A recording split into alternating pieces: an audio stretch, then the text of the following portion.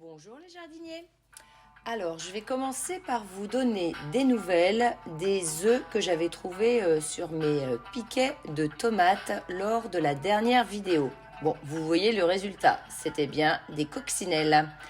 Donc, je vous remontre ces œufs, donc de taille quelques millimètres, coniques.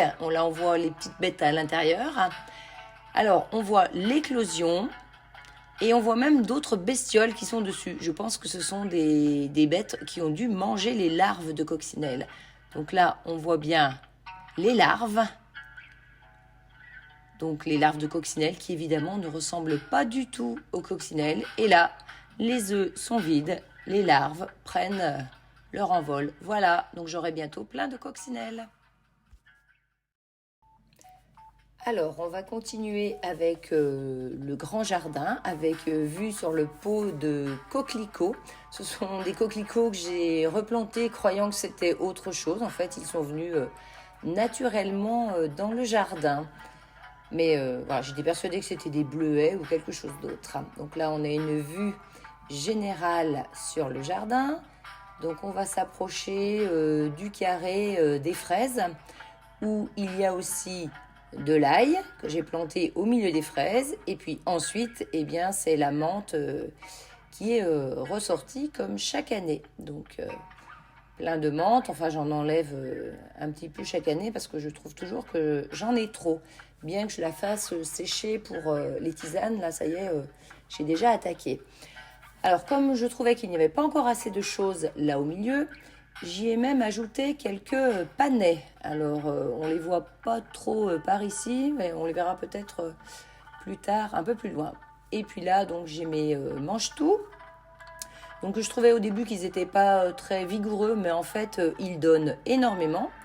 Et puis là, à nouveau, je les ramasse, alors que je les ai ramassés il y a seulement 3 heures, à se demander s'ils n'ont pas repoussé, enfin les petits, je suis même persuadée qu'ils ont repoussé en 3 heures. Parce que je sais que j'en oublie, mais pas à ce point-là.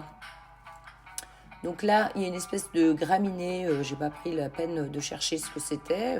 Si quelqu'un me le dit dans les commentaires, voilà, ça ira plus vite. Sinon, avec l'application Planète, évidemment que je retrouverai facilement. Donc elle s'est semée toute seule là au milieu de l'ail.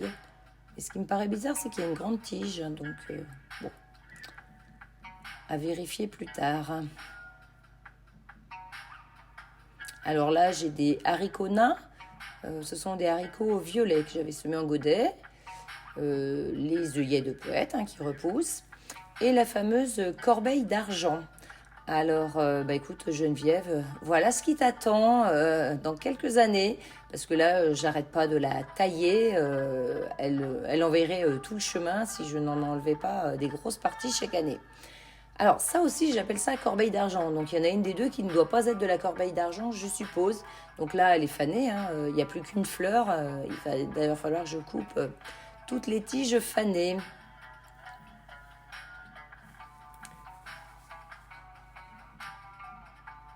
Donc là, on a encore des œillets de poète en vue.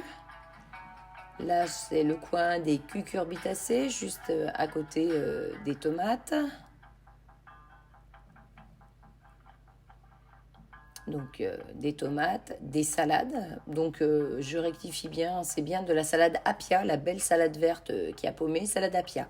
Sauf qu'hier au soir, j'ai trouvé 20 limaces dans la même salade. Donc elle paraît jolie comme ça, mais alors il faut faire le tri. Et là, donc, tout plein de cucurbitacées. Donc on a des courgettes, des petits marrons, des pâtissons. certainement beaucoup trop serré, évidemment. Et là, on voit bien les panais, les fameux panais. Alors, l'année dernière, les poules avaient mangé les panais parce qu'elles s'étaient sauvées de l'enclos. Elles avaient déterré tous mes petits panais. Donc, j'avais pas eu l'honneur de voir à quoi ça ressemblait. Et puis là, ce sont les fèves que j'ai semées au printemps. Donc, c'est vrai que ça n'a pas beaucoup d'allure parce que c'est tout couché. Mais celles-là, je ne les ai pas encore cueillies. Ça ne va pas tarder. Et puis là, donc les fameux petits pois violets, donc avec des gousses violettes, fleurs violettes et gousses violettes. Donc au moins, on les repère bien pour les ramasser. Mais bon, je ne les ai pas encore cueillis. Pour l'instant, j'attends que les grains se forment. Les gousses sont bien formées, mais les grains ne sont pas encore suffisamment gros. Donc là, oui, tout à l'heure, je disais que j'avais des haricots violets aussi, haricots nains. Et puis là, des tomates avec toujours des salades qui ont été mises aussi au pied des petits pois. Donc les haricots qui avaient été semés en godet. Et puis là, j'ai des pommes de terre aussi qui ont repoussé toutes seules. Alors du coup, j'ai remis quelques... Là où il n'y en avait pas, j'ai remis quelques pommes de terre aussi. Comme ça me fera une espèce de ligne de pommes de terre. Et j'ai même mis encore quelques tomates qui sont au pied des manches-tout. Donc c'est sûr qu'elles ne voient pas beaucoup le soleil pour l'instant, mais je pense que les manches-tout, ça ne va pas durer très très longtemps maintenant. Donc dès que je vais arracher les manches-tout, je vais mettre des haricots grimpants sur la structure. Et les tomates, le temps que les haricots grimpent, auront le temps de s'étoffer un petit peu plus. Et du coup, elles seront plus à l'ombre. Donc on verra ce que ça donne. Et je retrouve encore des manches-tout qui n'ont pas été cueillis tout à l'heure. Et on continue dans l'autre jardin avec la cueillette des fèves. Donc voilà, elles sont en pleine production. Donc c'est vrai que les fèves, il faut être motivé, je trouve, pour en faire parce que ça prend quand même beaucoup de place. Donc ça met du temps et ça prend de la place pour des récoltes qui ne sont pas énormes. En fait, je préfère quand même les petits pois au niveau de la récolte parce qu'on en mange quand même un peu plus. Les fèves, moi je les récolte grosses parce que sinon c'est vraiment trop petit, donc je n'aime pas.